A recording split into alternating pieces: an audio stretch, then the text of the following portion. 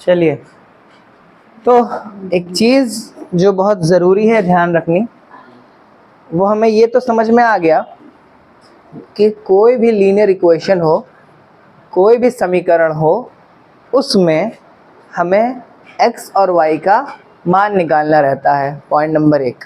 ठीक है।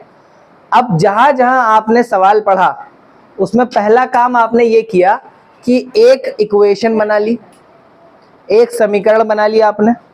ठीक है। एक हमेशा आप समीकरण बनाते हो। एग्जाम्पल के तौर पे आपने एक समीकरण बनाया 2x + 3y + 8 = 0। ठीक है। एक ऐसे आपने समीकरण बना लिया। अच्छा, ये कितने चर वाले रैखिक समीकरण है? कितने चर है? इसके चर का मतलब इसके अंदर अल्फाबेट कितने हैं, वेरिएबल कितने हैं? 2, तो 2 चर वाला। ठीक। उसी तरीके से आपने एक और लिख लिया 3x + 5y + 9 = 0। ठीक है, समझ गए? ये दूसरा समीकरण हो गया। ये हो गया समीकरण नंबर 1 और ये हो गया समीकरण नंबर 2। लीनियर इक्वेशन की एक खास बात होती है, ये हमेशा बराबर 0 होते हैं। ये हमेशा बराबर क्या होंगे? एंड में 0। ठीक है। चलो, अब लीनियर इक्वेशन को जो लिखने का तरीका है वो क्या है? तरीका यानी कि मेथड। किसी भी लीनियर इक्वेशन को लिखने का मेथड होता है। क्या होता है? पहला, बल्कि एक ही मेथड है, a1x + b1y +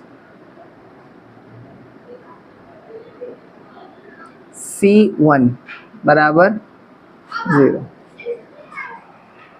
भाई a1 की जगह 2 हो गया, b1 की जगह 3 हो गया, c1 की जगह 8 हो गया। क्लियर है? अब समीकरण नंबर 2, a2x + b2y + c2 = 0। ये समीकरण को लिखने का तरीका होता है। कोई भी आपको समीकरण कुछ ऐसे ही दिखेंगे, हमेशा ध्यान रखो। जितने भी समीकरण होंगे कैसे दिखेंगे? ऐसे ही होंगे, इसी फॉर्म में होंगे। बटे में होंगे तो a1 की वैल्यू 1 जैसे मान लो 1/2, 2/3।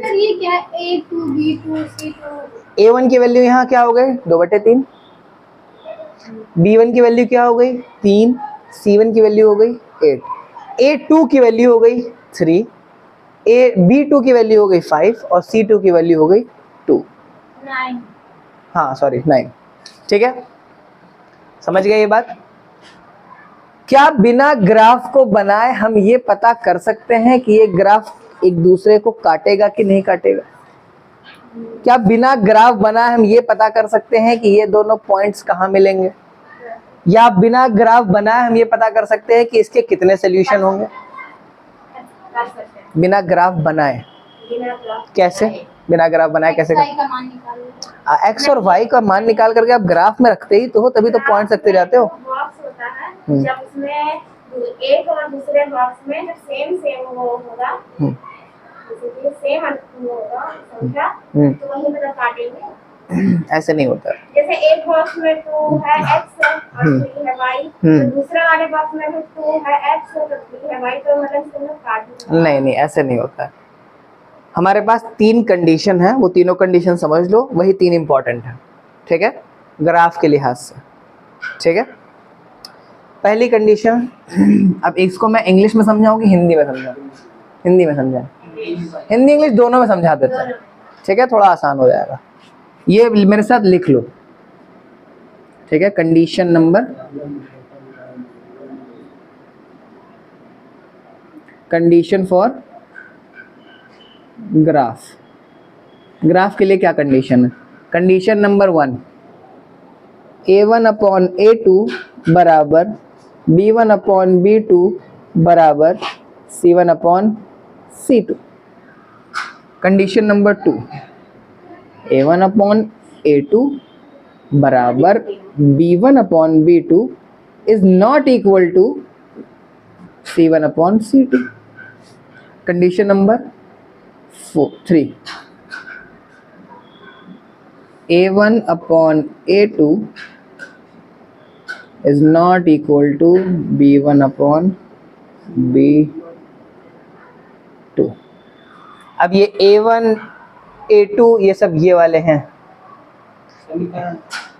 समीकरण नहीं है। A1 क्या है भाई, A1 तुम्हारा 2 हो गया, अरे A1 कितना हो गया 2। मैं भी कंडीशन रख करके दिखाऊंगा, पहले इतना नोट कर लो, बहुत इंपॉर्टेंट है ये, बहुत इंपॉर्टेंट। ठीक है, इतना नोट कर लो जल्दी से। सर वही केस तो है यहाँ पर, सेम सेम तो यहाँ पे नहीं है। भी समझा दूंगा, पहले इतना नोट कर लो।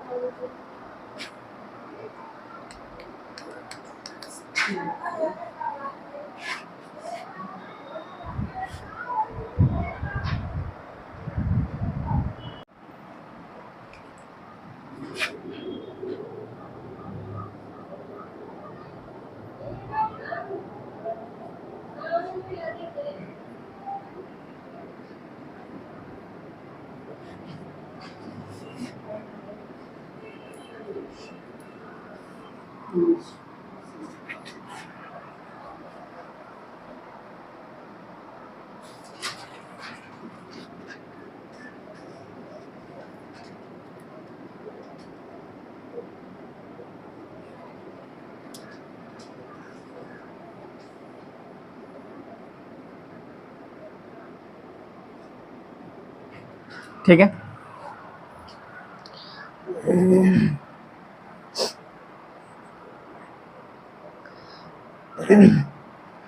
अब ग्राफ आपको यही 3 पॉइंट समझा देंगे। ठीक है, मैं तीनों पॉइंट का एक एग्जांपल लेकर के चलता हूं और फिर हम ग्राफ भी बनाएंगे और उसी से हमको समझ में आ जाएगा कि भाई ये जो हमने कंडीशन लिखी है ये सही है कि गलत है। ठीक है, नोट कर लिया इतना।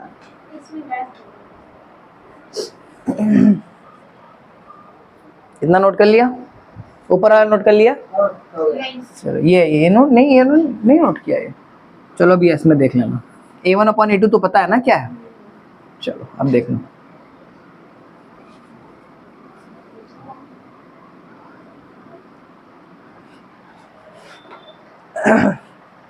अब मान लेते हैं कि ये समीकरण नंबर 1 है और ये समीकरण नंबर 2 है। 2 समीकरण है। अब हमारे सामने 2 समीकरण देख करके पूछ रहा है कि बताओ कि इसके अनगिनत सॉल्यूशन है या कोई भी सॉल्यूशन नहीं है या 1 सॉल्यूशन है। अब ये अनगिनत सॉल्यूशन का क्या मतलब है या एक भी सॉल्यूशन नहीं का क्या मतलब है भाई। ग्राफ में 2 लीनियर इक्वेशन है, इसका मतलब इसमें 2 लाइंस बनेंगी, एक इसकी होगी और एक इसकी होगी। ठीक है, समझ गए भाई। एक लाइन इस इक्वेशन से बनेगी x और y की वैल्यू निकाल करके और एक लाइन इस इक्वेशन से बनेगी समझ लो आकिब। ठीक है, ये लाइन है 2x प्लस 3y प्लस 8 वाली लाइन। ठीक, और ये है 3x प्लस 5y प्लस 9। ठीक, अब मुझे जरा ये देखो, मैं इसमें सबसे पहले लिखूंगा A1 अपॉन A2। तो A1 क्या है 2, A2 क्या है 3, x नहीं लिखना हमको, बराबर B1 अपॉन B2 यानी कि 3 upon 5 is equal to C1 upon C2 8 upon 9। अब मुझे एक बात बताओ, ये कंडीशन सही है? A1 अपॉन A2 बराबर है? A1 upon A2 B1 upon B2 के बराबर है? नहीं बराबर है। इसका मतलब ये इसके बराबर नहीं है। क्या B1 upon B2 C1 upon C2 के बराबर है? नहीं है। तो इसका मतलब कौन सी कंडीशन बैठ रही है? ये वाली बैठ रही है कि नहीं बैठ रही? C1 छोड़ दो, क्योंकि जब यही नहीं बराबर तो ये क्या बराबर होगा? ये वाली बैठ रही कि नहीं बैठ रही? A1 अपॉन A2 बराबर नहीं है B1 अपॉन B2 के, ये वाली कंडीशन बैठ रही है। इसका मतलब ये दोनों लाइन किसी न किसी पॉइंट पे क्या करेंगे, एक दूसरे को काट देंगे। इसीलिए इसका 1 सॉल्यूशन, क्योंकि 1 पॉइंट पे काटेंगे इसीलिए इसका कितना सॉल्यूशन होगा 1। समझे? बिना बनाए ऐसे बना देंगे। हाँ, बिना बनाए आपसे पूछ लिया जाए इसका कितना सॉल्यूशन होगा तो आपको सबसे पहले A1 upon A2 B1 upon B2 C1 upon C2 करके देख लेना। अगर a1/a2 b1/b2 c1/c2 है बराबर है तो इसका मतलब ये दोनों लाइन एक दूसरे के ऊपर चढ़ी हुई हैं। भैया a1/a2 मान लेते हैं, एक कंडीशन देखो, ये तो हम रख लेंगे, मतलब एक दूसरे को। हाँ मैं समझा दे रहा हूँ, ये वाला समझ में आ गया, इस इक्वेशन से ये वाला समझ में आ गया, ठीक है। अब हम लोग पहला वाला देख लेते हैं।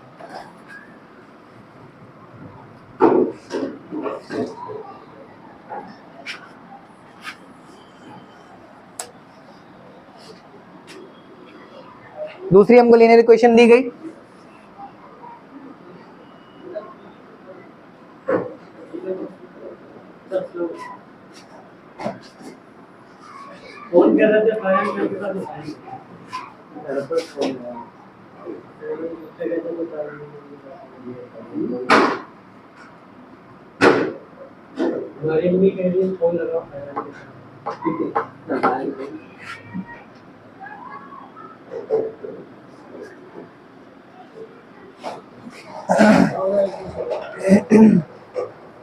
हाँ जी। अब ये देखो, ये कंडीशन, पहली इक्वेशन है 2x + 4y + 10 बराबर 0।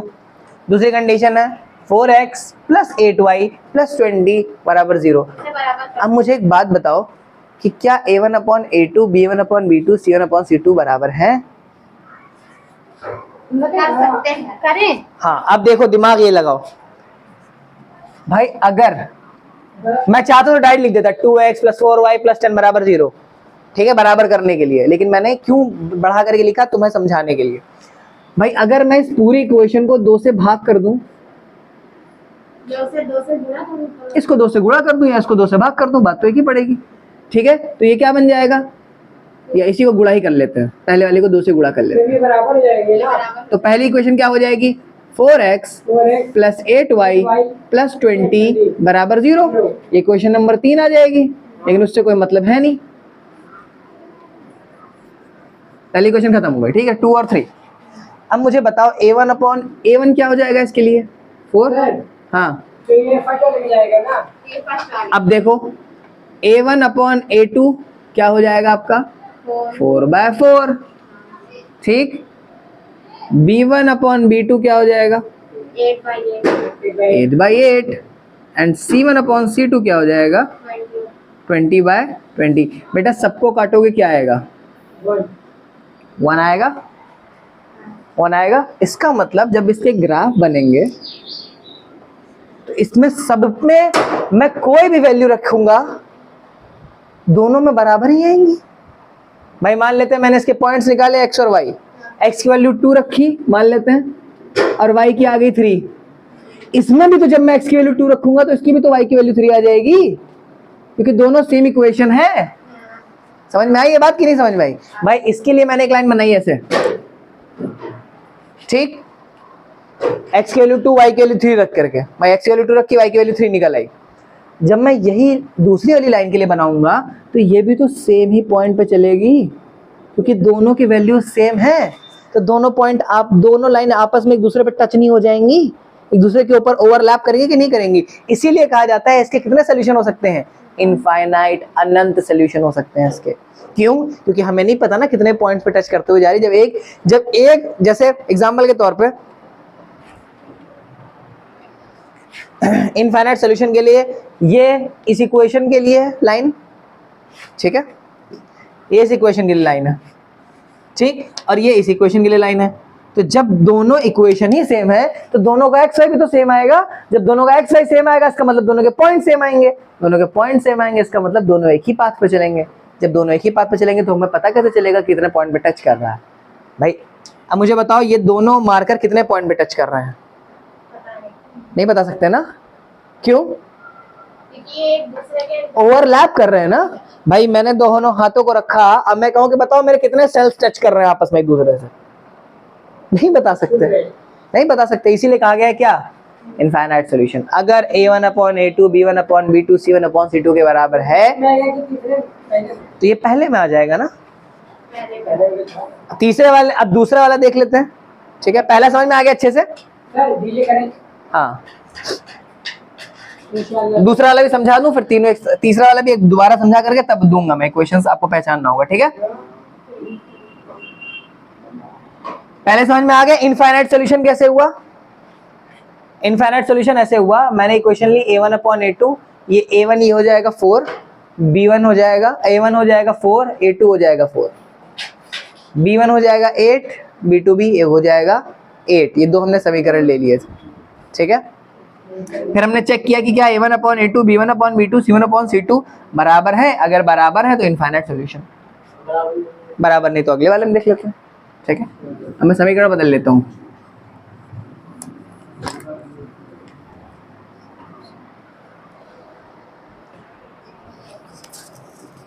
समीकरण नंबर 1 ये हो गया आपका, समीकरण 2 बना देता हूँ।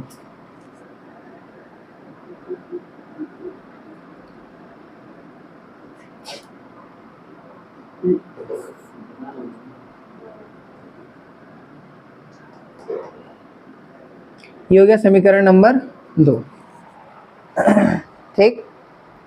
अब मुझे इतना दिमाग लगाना है कि अगर मैं वैसे देखा जाए तो a1/a2 बराबर नहीं है, नहीं है ना, लेकिन कर सकते हैं हम। अगर इस पूरे को 2 से गुणा कर दें तो क्या बन जाएगा 4x + 8y + 10 बराबर 0।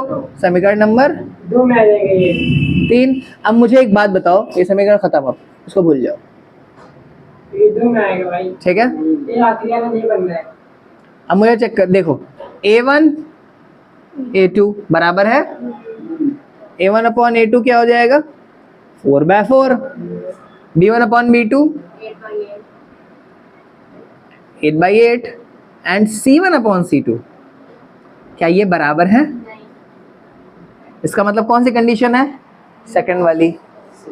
इसका मतलब ये, अब इनका ग्राफ कैसे बनेगा? इनका ग्राफ कैसे बनेगा, एक लाइन अलग जाएगी और एक लाइन अलग जाएगी, एक कभी एक दूसरे से मीट करेंगे ही नहीं। दूसरे का ग्राफ, हाँ ये दूसरे वाले का ग्राफ है। क्यों? कहाँ से? ये नीचे इसमें c1/c2 बराबर नहीं है ना, बराबर नहीं। हाँ ये बराबर नॉट इक्वल टू का साइन है, ठीक है। अब यहाँ देखो, ये क्या कभी एक दूसरे से मिलेंगी? कभी ट्रेन की पटरियां मिलती हैं आपस में एक दूसरे से? मिलते वो तब मिलेंगे जब आप हटाओगे उसको, क्या? वरना अगर ट्रैक्स को ऐसे ही छोड़ दिया जाए, भाई मैं ऐसे दोनों मार्कर को रख दूं और कह दूं यहाँ से सूरज तक की लाइन इससे भी खींच दो या सूरज तक की लाइन से भी खींच दो, क्या कभी ये दोनों लाइंस मिलेंगी आपस में? कभी नहीं। ट्रेन की 2 पटरियां, कौन सी 2 पटरियां? ऐसे वाली 2 पटरियां, इसी में तो ट्रेन चलती है, ये दोनों आपस में कभी मिलती हैं? ये नहीं मिलती हैं आपस में। क्यों? आगे जाकर एक मिल जाते तो फिर- अरे हाँ भैया, टीटी, फ्यूचर टीटी, ठीक है। समझ में आ गया? ये वाली कंडीशन समझ में आई, ये वाली आ गई। इस वाले में ओवरलैप कर देगा एक दूसरे के ऊपर, इसीलिए इनफाइनाइट सॉल्यूशन, इसमें एक दूसरे को अभी टच ही नहीं करेंगी। अब तीसरा वाला देखते हैं, तीसरी वाली कंडीशन क्या हो जाएगी? लेकिन भाई ये बात नहीं समझ में आ रहा है। इसमें एक ही नॉट इज इक्वल टू है, उसमें एक था लेकिन वो भी नहीं है, तो भी अगर ये बराबर नहीं है तो ये भी तो बराबर नहीं होगा। ये कोई ऐसी कंडीशन नहीं कि a1/a2 b1/b2 तो बराबर नहीं है लेकिन c1/c2 बराबर है, ऐसा नहीं होगा।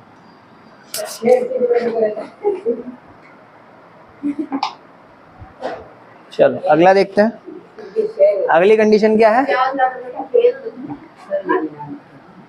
सर चीटी है, चीटी है। अब तुमको लिखा है।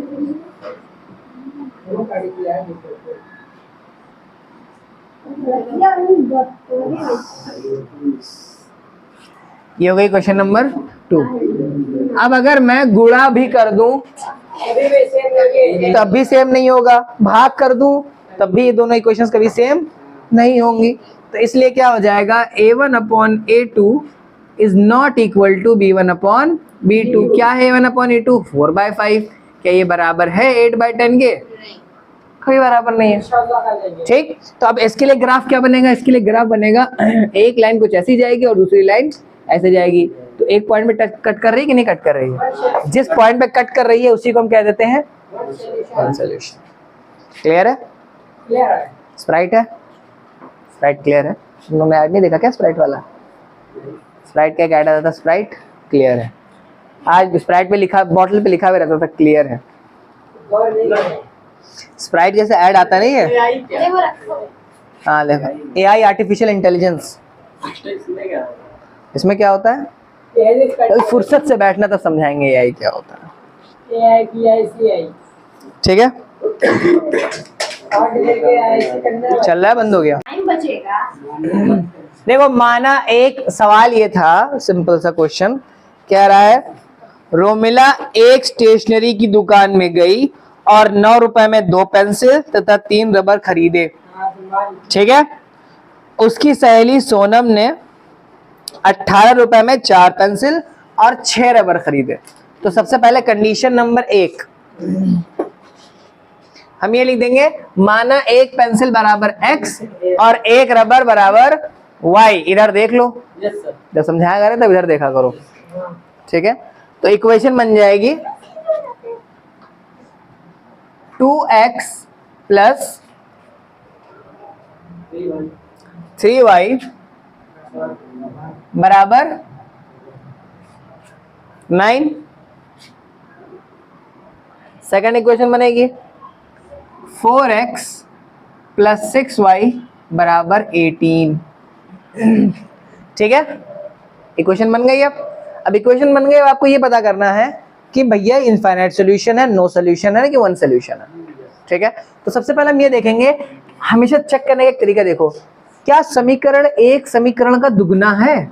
ये चेक कर लिया करो हमेशा, अच्छा भाई, है ना, दुगना है ना भाई। a1 की वैल्यू 2 है, भाई a2 की वैल्यू क्या है? बराबर नहीं होगी। कैसे चेक करते हैं मैं तुम्हें फिर से बता देता हूँ, एक तरीका मैं समझा देता हूँ। पहले a1 a2 लिख लो। a1 अपॉन a2 क्या है? 2/4 बराबर b1 upon b2 3/6 c1 upon c2 9/18। इसे दो से बढ़ा दे। कुछ गुणा ना करो, हम समझा दे रहे हैं, अगर ना भी करो तब भी एक तरीका ये भी हाँ, है। आ जाएगा। काट देंगे, एक 2 का नम 2 2 दूनी 4, 3 का नम 3 3 दूनी 6, 9 का नम 9 9 दूनी 18 1/2 बराबर 1/2 बराबर 1/2। क्या तीनों बराबर हैं? हाँ, इसका मतलब अगर तीनों बराबर हैं तो इसका मतलब इनफाइनाइट सॉल्यूशन। ग्राफ कैसे बनेगा? ग्राफ बनेगा एक लाइन के ऊपर दूसरी लाइन। कहाँ है, कहाँ? अब सर इसको एक के ऊपर से कर देंगे बस। अब तुम्हें करना क्या है, एक्स और वाई की। सर तो ग्राफ में कैसे करेंगे? अब चलो ग्राफ भी सिखा दे रहे हैं, चलो आओ। सर ये जो बनाया सर ये क्या? ठीक है, सर इसको भी ऐसे बनाना पड़ेगा सर। किसको? सर इसको बनाना पड़ेगा ग्राफ। हाँ, अब आज तक ग्राफ नहीं बनाया तुम? वाह, मैंने 9th में एक ही ग्राफ नहीं बनाया, 10th में बनाया, थोड़ा सा आ गया, 9th में है, इसको लिखिए 8th तक बनाया और 8th में बनाया। चलिए देखिए ग्राफ कैसे बनेगा। ठीक है, ग्राफ बनाने के लिए एक कंडीशन ध्यान रखिए, लेफ्ट वाला प्लस में, राइट वाला माइनस में, ऊपर वाला प्लस में, नीचे वाला माइनस।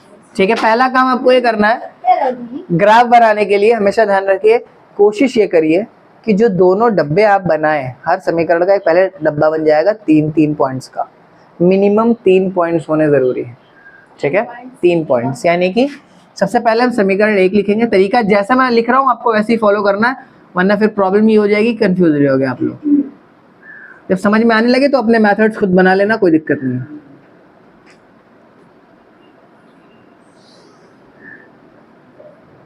मैं 1 का बना रहा हूँ, सेकंड का आपको खुद बनाना पड़ेगा। ठीक है, ठीक, ऐसे लाइन खींच लेना।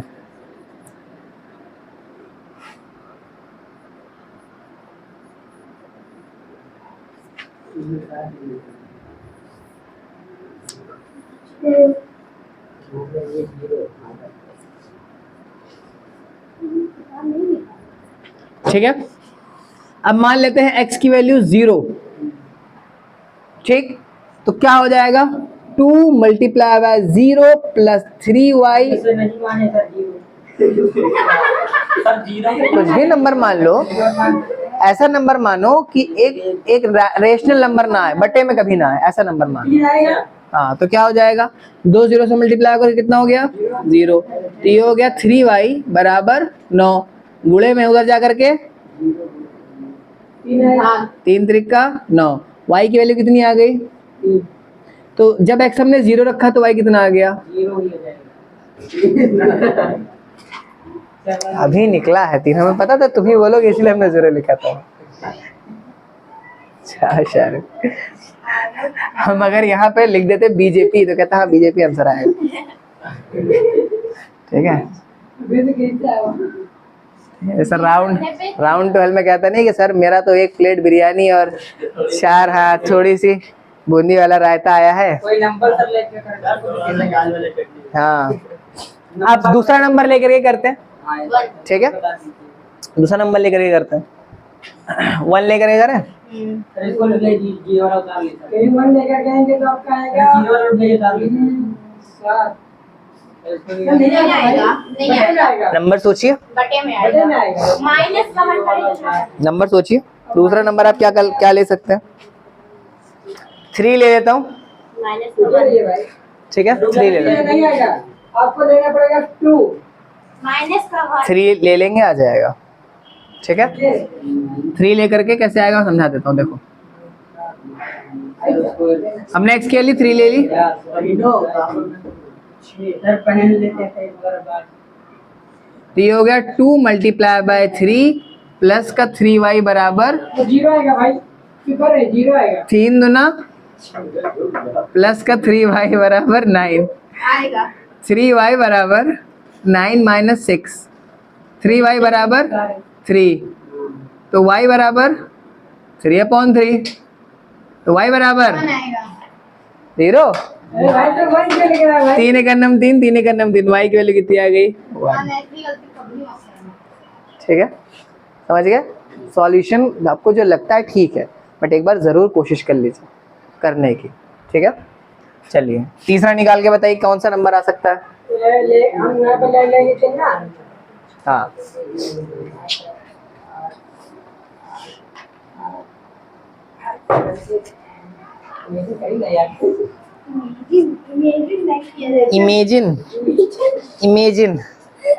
इमेजिनेशन। सर अगर 5 ले नहीं आएगा, 6 रख कर गया, खुद करिए, फिर उसके बाद नहीं समझ में आएगा तो मैं अभी करे दे रहा हूँ, आप देख लीजिएगा। हाँ 1 आएगा, 1 आएगा, 1 की माइनस का 1, वही। वही नहीं, दोनों में बहुत फर्क है।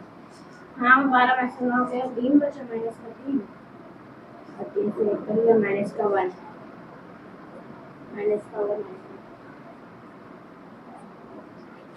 अब बच्चे क्या कर देते हैं असल में, यहाँ ये गलती कर देते हैं कि वो लिख देते हैं, वो ऐसे लिख देते हैं 12 माइनस का 9, भाई 9 यहाँ प्लस का है, समझ रहे हो, ये 12 उधर उठ के गया है, तो भाई एक बात बताओ, जो लेट पहुंचेगा वो क्या उसी लाइन में खड़ा होगा या पीछे खड़ा होगा? तो पीछे भेजोगे ना उसको, आपने तो 9 को ही पीछे कर दिया, नेता वेता तो नहीं है ना 12 कि 9 को पीछे कर दे, तो ये 9 अपनी जगह पे रहेगा, ये 12 उठ करके ये हो जाएगा माइनस का 12, तो ये हो गया 3y। अब मुझे पता है प्लस माइनस माइनस, लेकिन बड़ा कौन है? 12, तो इसका आंसर क्या आ जाएगा? माइनस का 3। अब ये हो जाएगा y बराबर माइनस का 3/3, 3 एकन्नम 3 एकन्नम, ये हो जाएगा y बराबर माइनस का 1/1, और y बराबर 1 की कोई वैल्यू नहीं होती नीचे वाले, तो y बराबर माइनस का 1, ठीक है, समझ गया? ये जो आया था माइनस का, ये जो है तो एक ही माइनस का है, भाई माइनस क्या है ना तो ठीक है, ज़्यादा बोलना मत, कि माइक जो है डिस्चार्ज हो गया, चार्ज पर लगा देना, ठीक है। तो अब यहाँ देखो कैसे हमारे पॉइंट्स हम कैसे रखते हैं। सबसे पहले x की वैल्यू 0 और y की वैल्यू क्या है? 3।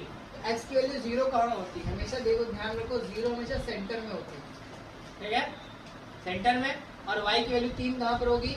यहाँ होगी, तो एक पॉइंट हो गया आपका ये वाला, ठीक है, 0 पे 3, ठीक। दूसरा पॉइंट क्या है? 3 पर 1, तो 3 कहाँ जाएगा? यहाँ, और 1 y की वैल्यू में, तो ऐसे से कभी ऐसे से डॉट बना लो,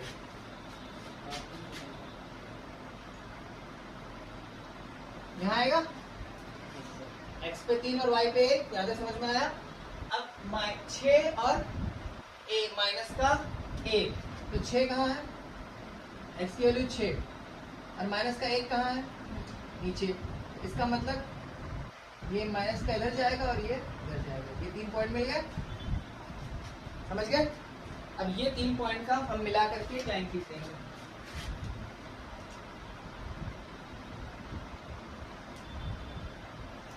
तीनों पॉइंट टच होते एक लाइन जा रही है, ठीक है। इस लाइन का नाम है वो जो इक्वेशन थी, ठीक है। ये ध्यान रखना, इक्वेशन जो थी।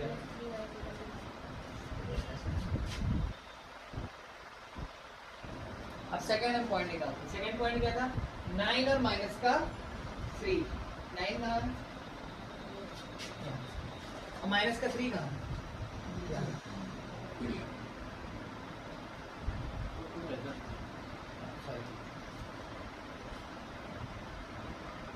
ये पॉइंट आया। अब आपको अगर ध्यान हो तो ये A1, A2, B1, B2, C1, C2 तीनों बराबर थे। और जब तीनों बराबर होते हैं तो लाइन मैंने क्या कहा था, ओवरलैप होती है एक दूसरे के ऊपर होती है। एक पॉइंट आपका ये आ गया। दूसरा क्या है, माइनस का 3 और 5। तो माइनस का 3 तो यहाँ रहेगा, 5 कहाँ जाएगा, यहाँ। इसका मतलब ये कैसे बनेगा,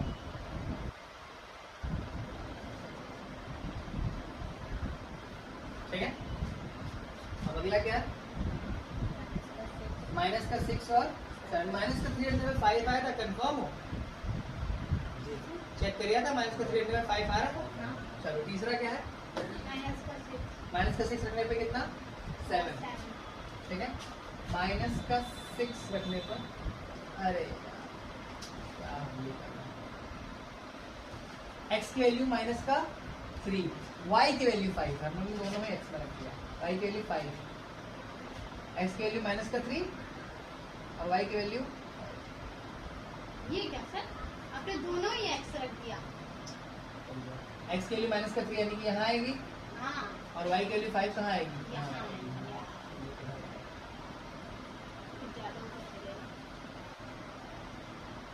पहला पॉइंट कहाँ बना था हमारा, 9 और माइनस का 3 है ना। एक पॉइंट ये बना और दूसरा पॉइंट ये बना, है ना। और फिर माइनस का 6 रखने पे कितना आया, 7। माइनस का 6 कहाँ हो जाएगा, ये 7 कहाँ हो जाएगा, माइनस का 6 से लेकर के चलो कहाँ तक, 3 पॉइंट्स हैं, दिख रहे हैं, 1, 2 और 3, ठीक। ये जो बाकी पॉइंट्स हैं उनको नजरअंदाज करो, ठीक है। अभी लाइन खींचता हूं, ध्यान में ओवरलैप हो गए एक दूसरे के ऊपर कि नहीं हो गए, बिल्कुल। अब अगर आप परफेक्टली उससे बनाओगे,